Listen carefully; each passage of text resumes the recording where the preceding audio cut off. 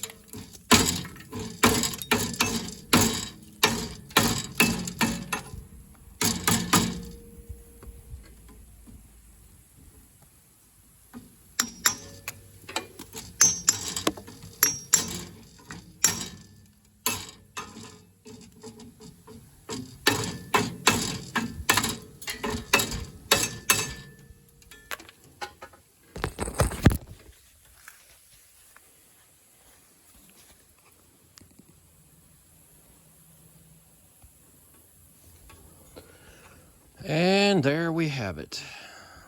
All the plastic's gone off the wheel. Clean it up a little bit, and then we can attach the rubber hose. So here we go. Have the rubber hose all installed. The way I slit this was with a utility knife, and you have to be really careful doing this. Put it in a vise and held it well away from the knife, stretched it backwards, and if you score lightly and do that several times, you can cut along that line. It helps guide your blade. Also, hose, you probably all noticed, hose has a natural tendency to curl up in a circle because of how it was wrapped at the factory and everything. So if you try to follow that natural curve, it'll work better. It won't dimple up and everything real bad. And then where these spokes are, I just cut a V top and bottom, and it doesn't look perfect, but this is not going to be the final product. And I would use this as it is versus how it was before, because it was sharp. So I'm going to wrap it with just regular black electrical tape, because we're going to put a cover over it, and because this thing lives in a barn or in a shed all the time, except when it's being used, so it's not out in the elements. What you could do, if you have one that sits outdoors or it's more out in the weather, is go to one of the bicycle shops and get the wrap that they put on the handlebars on like 10 speeds. and the bikes and stuff like that, because it'll wrap and hold all this good and tight, give you a grip surface, but it's not adhesive.